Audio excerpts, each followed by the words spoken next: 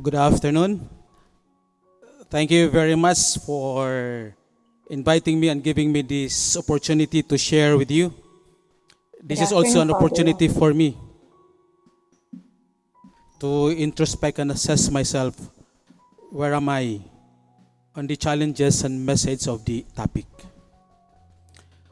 When Father Bong requested me to suggest a topic for your group, the word courage amidst crisis or adversaries came easily into my mind for two apparent reasons.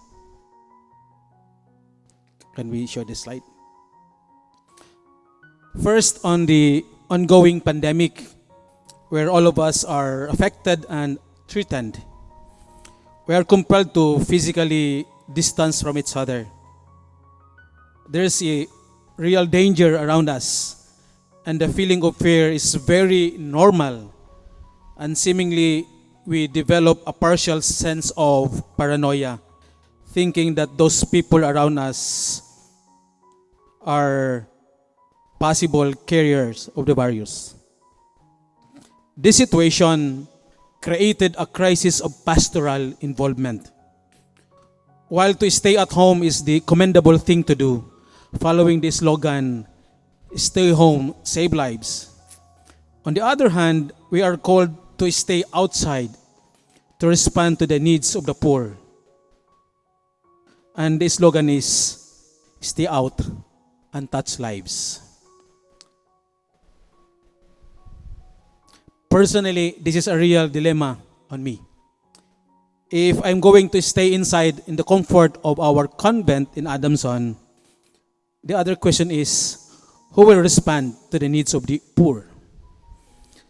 Actually, practically since the pandemic on March 2020, I was always outside daily for relief distribution and for the daily feeding of our 500 street dwellers in Manila area. So I did not follow the stay home, save lives. I opted to stay out to touch lives. So it's always the call for risk not to live in fear during this pandemic. At with God's blessing for more than 1 year, so far hindi pa naman ako infected. One of my recent blessing is, Father Bong infected with COVID. I was directly exposed with him. But after my test, so far negative. Thanks to God for staying me alive. The second reason why I choose this topic is the challenge on how to be courageous in expressing our stand on the present political situation, tainted with the rampant issues of violations of human rights and corruptions in the government by billions. I presume you are all aware what I am referring. Bishop Shock Villegas has something to say for this. He said, "If you don't know how to get angry at the corruption of the money that should be given to the poor but goes to the pocket of the powerful people, then something is wrong with your Christianity." Pope Francis says, corruption is paid by the poor. They are the ones suffering or affected by this corruption. For our reflection on the topic, I will share with you in the following contents. First, I try to share my thoughts on courage. Then, courage as a Christian virtue or a part of the cardinal virtues or part of the gift of the Holy Spirit. Then I will try to narrate some old stories of courage in the Old Testament. Next is some stories in the New Testament. And in particular, I will try to focus most of my sharing on the story of Bartimaeus. He is the blind man, a courageous man. We can learn so much from him. And next, maybe later on, we will try to reflect on our situations.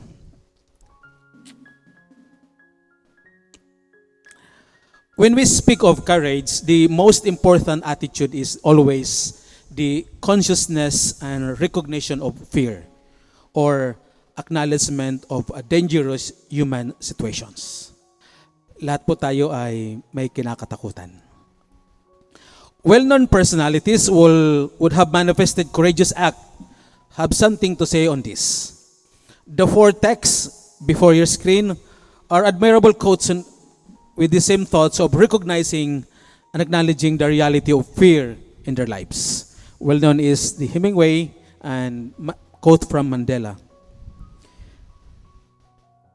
They did not deny it, and their acceptance of it helped them counter the situation and responded accordingly by overcoming their fear.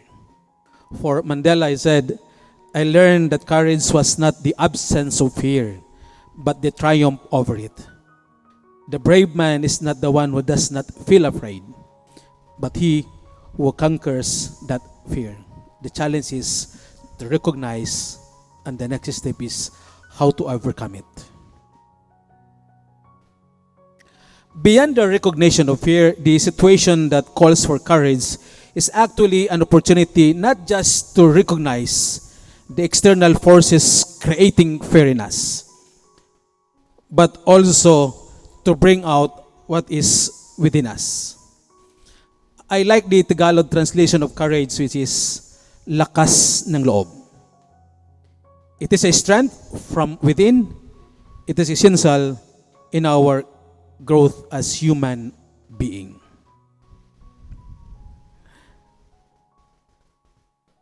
Maya Angelou said, courage is the most important of all the virtues because without courage, you can practice any other virtue consistently. On the Catholic or the Catechism of Catholic Church, we can also read some thoughts on courage. Technically, the CCC uses the word fortitude for courage. It is one of the 7 gifts of the Holy Spirit and one of the 4 cardinal virtues. It stresses the important role of it in our Christian life, especially in developing our convictions. It is a moral virtue to do good act. The call for us to trudge the Christian life is not an easy road, and it will most certainly include hardship and obstacles as we seek to always to do what is right and good. Madaling maging tao, mahirap maging Kristiyano. Courage is our inner strength in resisting evil and our willingness to take risk as a follower of Christ. We cannot live in the comfort of our life. To be a Christian, we have to go out the comfort zone. Courage enables us to conquer or overcome fear. And it's also known as the virtue of the martyrs and the virtue of the defenders of justice. Most people, most leaders are already holder of this virtue, the virtue of courage. Courageous people stand up for what is right in the sight for God.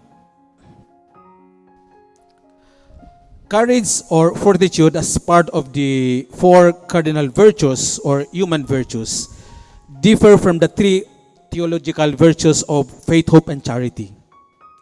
The latter is a gift from God as a theological virtues, while the cardinal virtues, which is the former, is essential in living a virtuous life.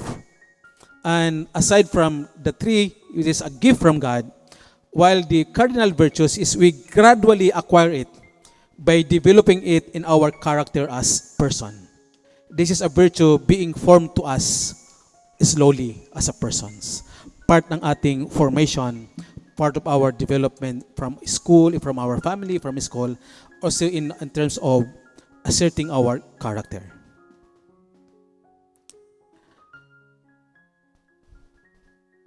During our early catechism, we are fan of so many biblical stories. And these 3 stories that I projected in the screen are very familiar to us.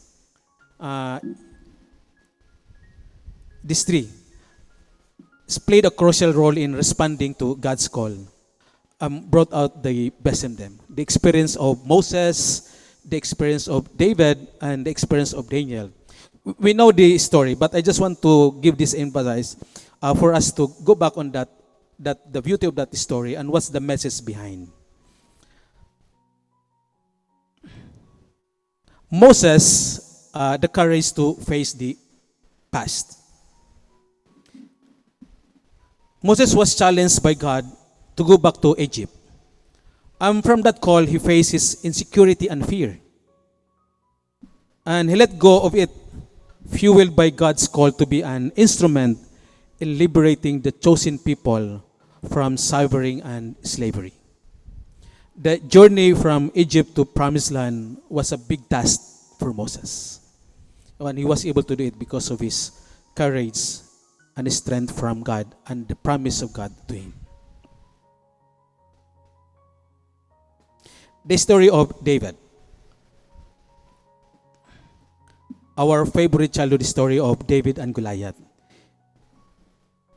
is a call for him to face the impossible situation. David stood up when everybody told him to run. He knew that his God is bigger and stronger than the Palestinians. In particular, bigger and stronger than Goliath. David was not self-confident. He was just too confident with his God.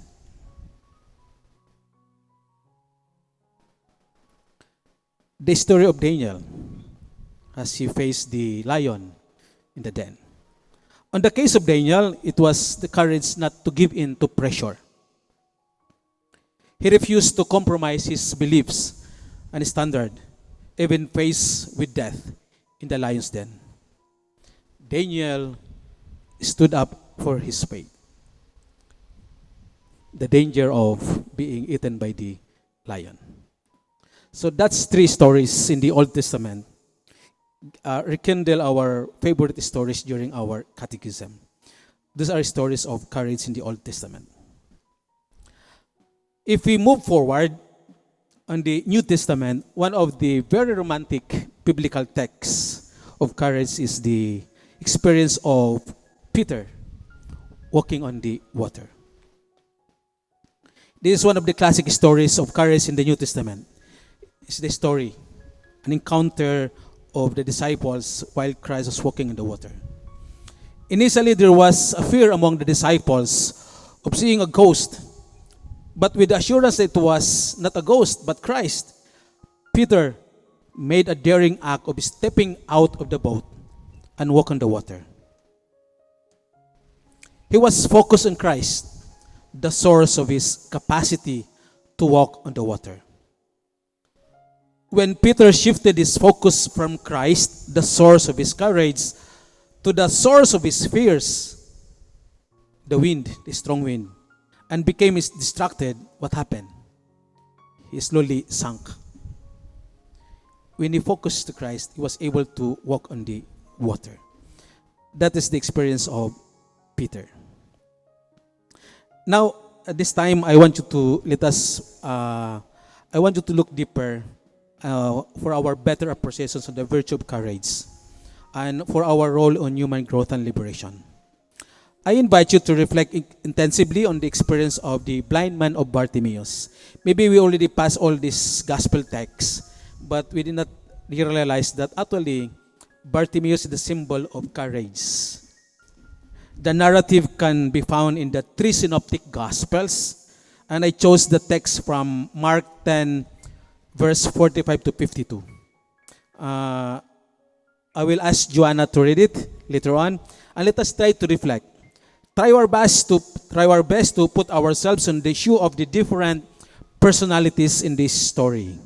I asked Joanna to try to stress on the verbs in the narrative. So may I ask Joanna to read it with feeling, emotions, and drama.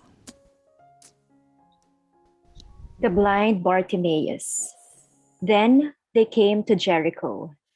As Jesus and his disciples, together with a large crowd, were leaving the city, a blind man, Bartimaeus, which means son of Timaeus, was sitting by the roadside begging.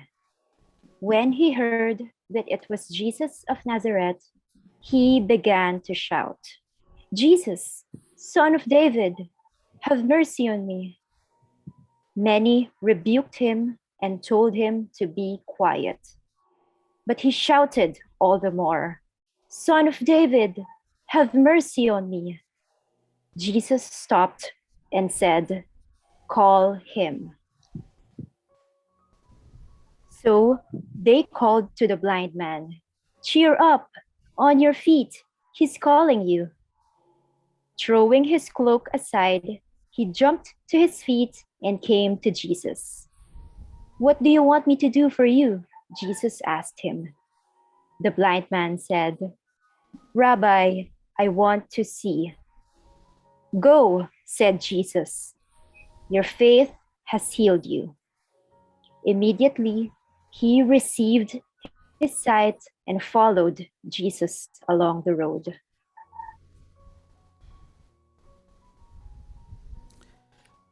The event happened a week before the crucifixions. It says, from Jericho, Christ on his way to Jerusalem. And from Mark writings, it is the last miracle performed by Christ. The gospel started with a situation of a human insecurity. It mentioned three significant human conditions in relation to others and Christ. The words blind, sitting at the roadside, begging, are very descriptive of Bartimaeus' situations. With himself, he is blind, no vision, no directions. With others, he is a beggar, and his life is fully dependent on them. And with Christ, he is sitting at the roadside. It means he is not among the followers. The road is not for sitting. It is for active life. If we try to assess our life at present, with this pandemic, with all the tensions and all the limitations, we can ask ourselves, where am I at the road of Christianity? Am I just sitting down? Am I just in the roadside?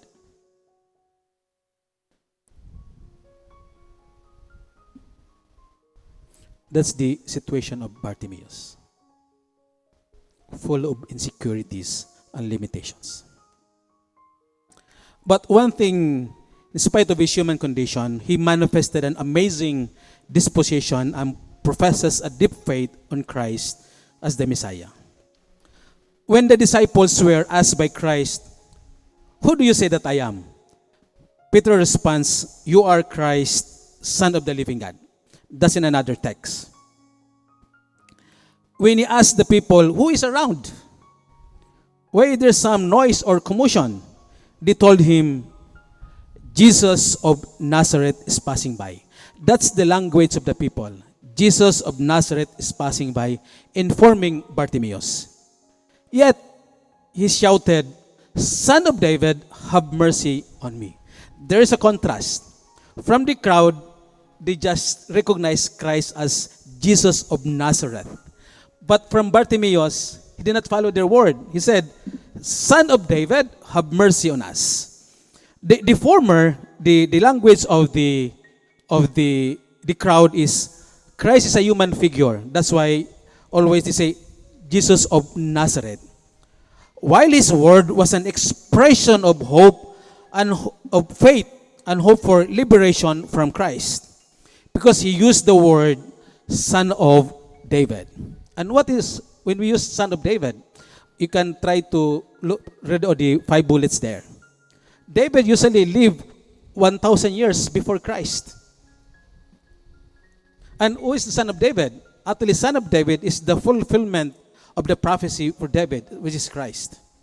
If you try to look on the genealogy of Jesus Christ, you usually can read it during the Christmas Simbang Gabi, di ba? From David, it always end up with Joseph, the legal father of Christ, so son of David. Later on, in one encounter with demon, the woman was tormented by demon. He said, "The son of David." So he knew Christ not only in the context of the New Testament, even in the story in the Old Testament. From the Acts 4:12, Jesus Christ, the only Son of God and the only means of salvation for the world, is also the Son of David, both in a physical sense and a spiritual sense.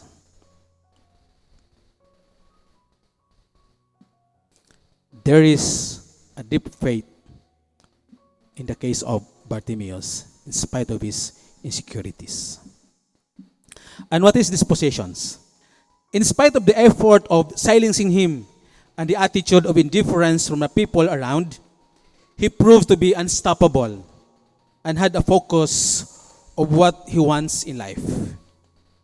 We are being inspired by his persistence attitude of not giving up. It says on the text, he cried out all the more to get the attention of Jesus. And let us just try to recognize what is the attitude of the crowd towards Bartimaeus. The gospel text used the word crowd, not community. You use your word as light-hearted community because you are a community, not a crowd. The gospel text used the word crowd. And what is the difference between a crowd and a community? Or why not the Mark use the word followers, but use the word crowd? Crowd is very impersonal group of people. No sense of relation. Usually they are together accidentally for personal concern and interest. Crowd's attitude towards the blind man has a corresponding word in our present time. We always use this from our younger generations. The word bully. The crowd was bully to Bartimaeus. The gospel says, they rebuke him and telling him to be silent, as if telling him he has no right to be with Christ. He has no right to express himself. He has no place as a disciple of Christ. That's the attitude of the crowd. Next is, let us look on the encounter with Christ. The 5 movements of Christ in the gospel are very commendable, very personal, kind-hearted, and appreciative of the blind man, in contrast to the attitude of the crowd. Instead of assuming the need of the blind man, Christ allowed him to express his thoughts and wants. Christ made him feel he is important and his words matter. Look at these words. Christ stopped. After he stopped, Christ called him. After they are already in encounter facing each other, Christ did not presume the need or the want of the blind man, but rather asked the blind man kung ano ang gusto niya. And he said, "What do you want me to do for you?" Of course, basically, we can easily presume the need of the blind man. But asking the person is always recognizing the importance of his word. And later on, after the encounter of healing, Christ recognized his faith. And what happened? And Christ healed him. These 5 words in the text as a contrast with the attitude of the crowd. Dito, may pagpapahalaga. May pagpapaimportansya. The crowd, for him, Bartimaeus is nothing. After the encounter, what's the effect? There was something happen on the blind man and on the Bartimaeus. Can you just imagine if Bartimaeus was intimidated by the crowd and he just kept quiet? Can you just imagine if Bartimaeus did not fight for his right to be with Christ? Still at present, he's still a beggar. He's still at present, he's still sitting at the roadside. He's still at present, he's still blind. Because of his courageous act, asserting his right and shouting for Christ, something happened, not only to him. There was a sense of liberation, an effect for him because of his courage. He is not anymore blind. He is now a man with vision. He is not anymore begging, but rather what happened? He is one with them. He is not anymore on the roadside sitting, but rather he was anymore at the center, walking with Christ, maybe journeying towards Jerusalem. Bartimaeus, the blind man begging at the roadside, is now following Christ, journeying with him to Jerusalem. There is a new life directions because of his assertions. And what happened to the crowds? He changed the attitude of the crowds from being insensitive and inconsiderate. They are the one who said, stand up, he's calling you. And they can become a community of followers. What is the impact of this encounter with Christ? He changed himself and he changed the crowd. They become a believer to a Christ, to Messiah, the Son of David.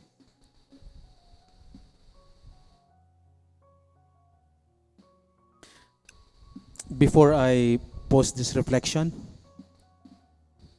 part of my question is this. If you try to reflect on the gospel, we can easily assess personally, where am I at the roadside at present? And if you try to look on people around you, just ask yourself, who are the people who are crowd to me? Who treat me as if I'm not important? Who don't consider my sense of person? And try also to be thankful to people around you who are Christ to you, who are there willing to stop, willing to listen to your words, willing to face you in spite of his busyness to be in Jerusalem. Christ was able to find time and way to be with Bartimaeus. In spite of the impending death in Jerusalem, Christ made a space for Bartimaeus. Who are the people who are crowd to me? And who are the Christ me around? And on the other side, I also want to twist the questions. Who are the people that I have the attitude of being crowd to them? That I don't recognize their sense of importance in my life. I just belittle them.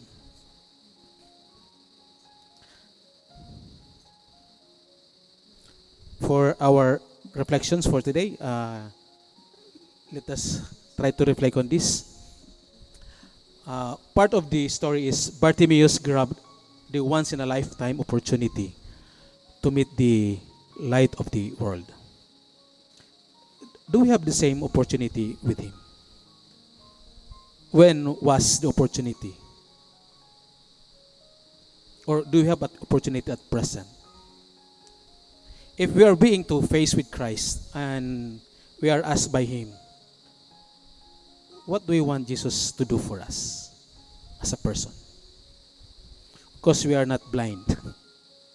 But humanly, if we try to assess our situation in the roadside, all of us ay may kanya-kanyang pangangailangan deep in our heart.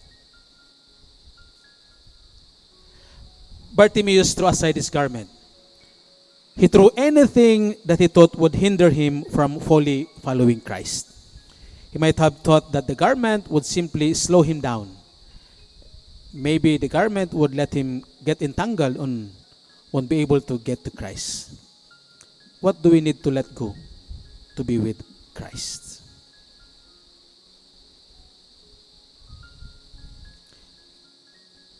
Thank you very much for listening.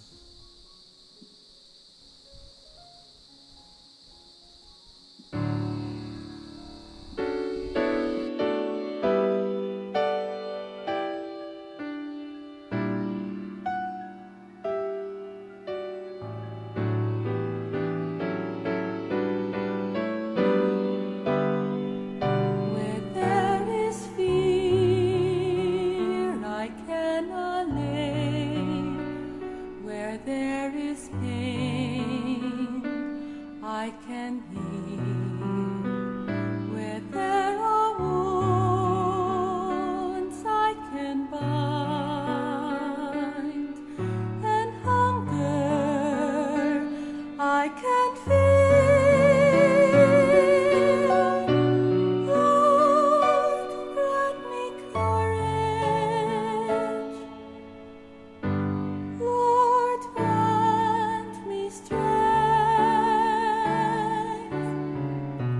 Grant me compassion, that I may be your heart today.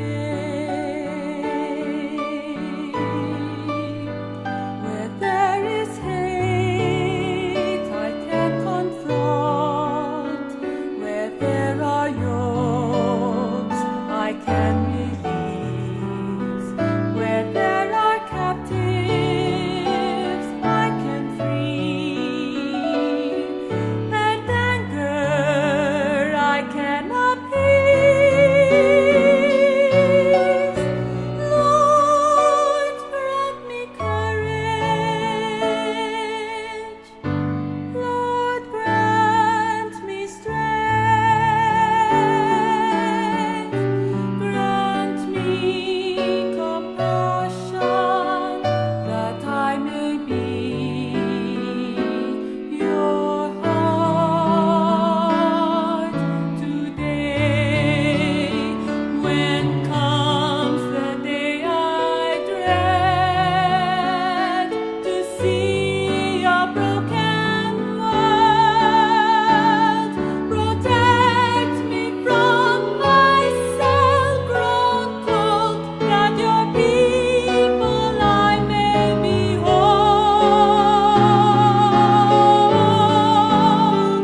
Where there is fear, I cannot lay.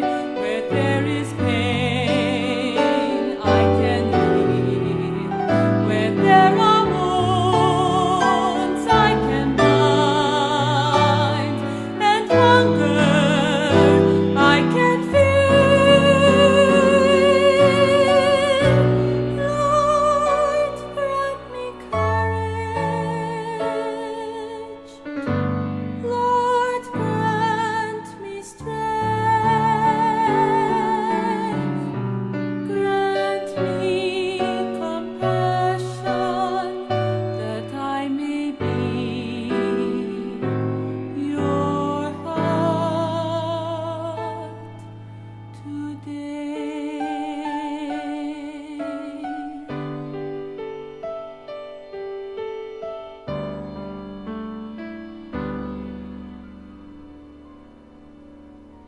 And when I've done all that I could, yet there are hearts I cannot move.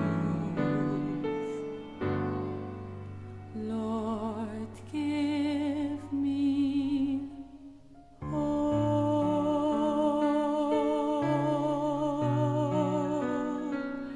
that I may be your heart today.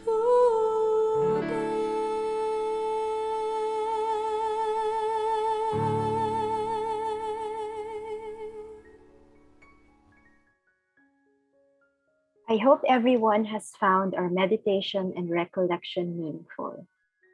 Our takeaway: let's take courage as an opportunity to grow. Let us stay present, be courageous as we journey with Jesus. We sincerely thank Father Aldrin for enlightening us with his talk. Some announcements. Our fortnight prayer gathering will be on October 2, Saturday at 4 to 4:30 p.m. It is a facilitated sharing with a small group of attendees who wish to ponder on Scripture while opening their hearts up to one another. It's open to all, and we hope you could join us. Secondly, join us on our next recollection entitled Aging, Growing Old Gracefully, on October 16, Saturday at 4 p.m. This will be presided by Father Rolando de la Rosa. Again, thank you all. That concludes our recollection and meditation for this afternoon. Please stand by. Our anticipated Mass will start in a few moments.